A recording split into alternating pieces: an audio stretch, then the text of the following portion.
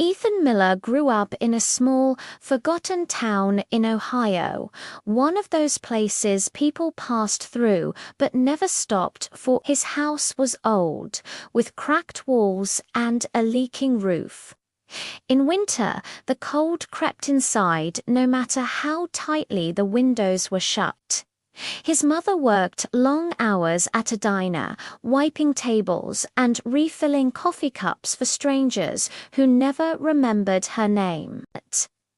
His father had passed away when Ethan was 9, leaving behind silence, unpaid bills, and a boy forced to grow up too fast. At school, Ethan wore the same jacket every year. His shoes had holes in them, covered with tape. Some kids laughed. Some ignored him. Teachers felt sorry for him, but pity never changes a life.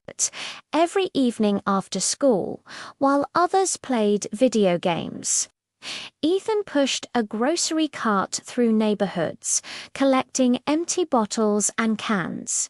5 cents here, 10 cents there. By night, his hands smelled of metal and dust, but he never complained.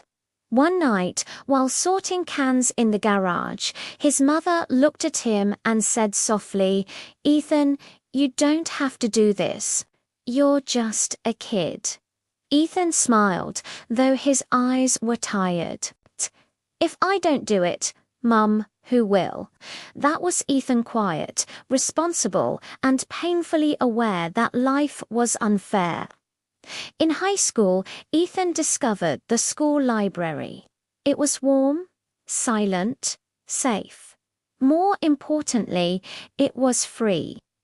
He started reading books about successful people, entrepreneurs, inventors, leaders. What shocked him wasn't their intelligence, but their beginnings. Many of them were poor, some were rejected, some failed again and again. One sentence stayed with him: "Your future is decided by what you do daily, not by where you start." From that day, Ethan made a promise to himself: "I will not let poverty decide my ending." He began waking up at 4:30 a.m. to study before school.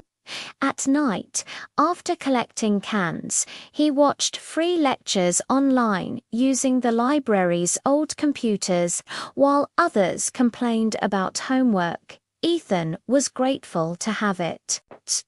Still, life tested him. In his senior year, his mother fell sick. Medical bills piled up. One evening, she sat on the edge of the bed and said, "Ethan, maybe you should quit school and work full-time." The words hit him like a punch. Quitting school meant survival, staying meant hope.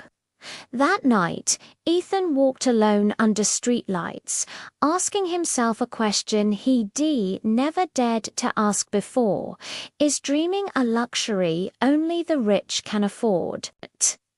The next day, exhausted, he failed a math test. His teacher shook her head and said, "You have potential, Ethan." But potential means nothing without results.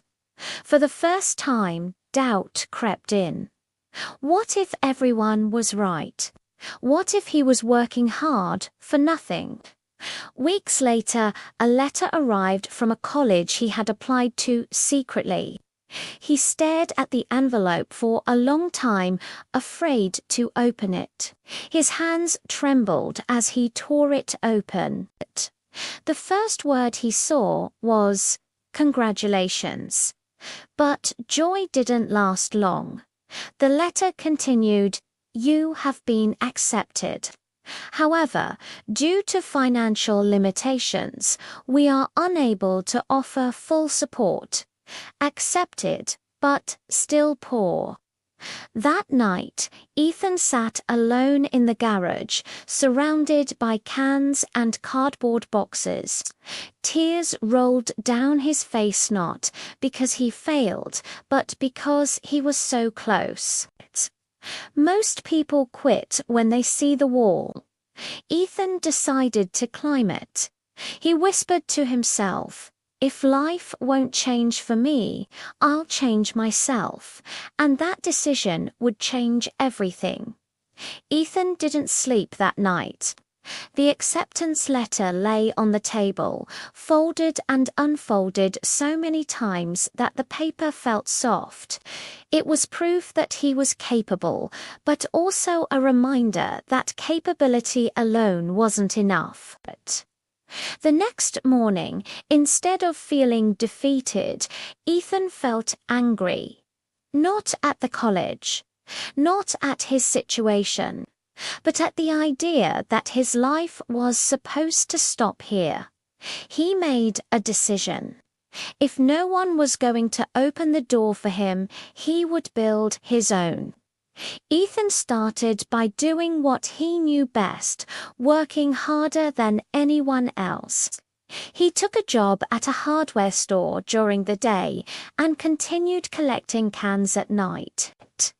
On weekends, he helped neighbors with yard work, fixing fences, and shoveling snow. Every dollar went into a small envelope labeled Future. At the same time, he refused to give up on learning. Using free Wi-Fi outside a closed cafe at night, he studied online courses, basic coding, math, business fundamentals. Sometimes it was freezing cold.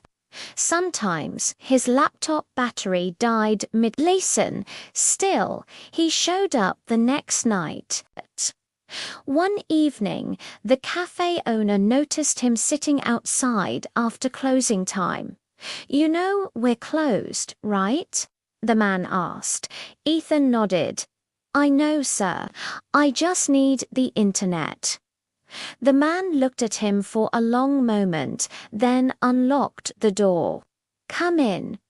No one should have to chase a dream in the cold. That small kindness changed everything.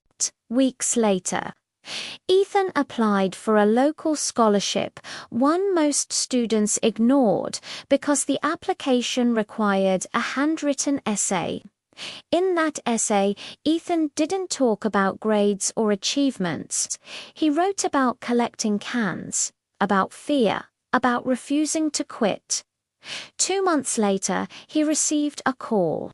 "We can't give you everything," the voice said, "but we believe in you." It wasn't a full ride, but it was enough. Ethan enrolled in a community college. Life didn't suddenly become easy. He studied between shifts, slept 4 hours a night, and sometimes skipped meals to save money. While others partied, Ethan worked. While others complained, Ethan focused. There were moments he wanted to quit.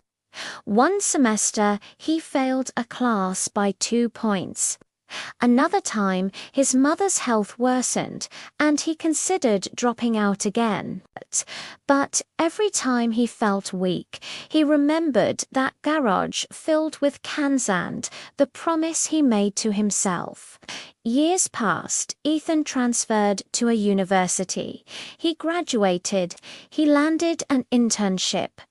Then another rejection, then finally an offer. On his first day at work, as he walked into a glass building wearing a suit he bought from a thrift store, he paused. For a moment, he wasn't a professional. He was that boy with taped shoes. That kid counting coins. That son who refused to give up. Today, Ethan gives talks at schools and shelters. He doesn't preach success.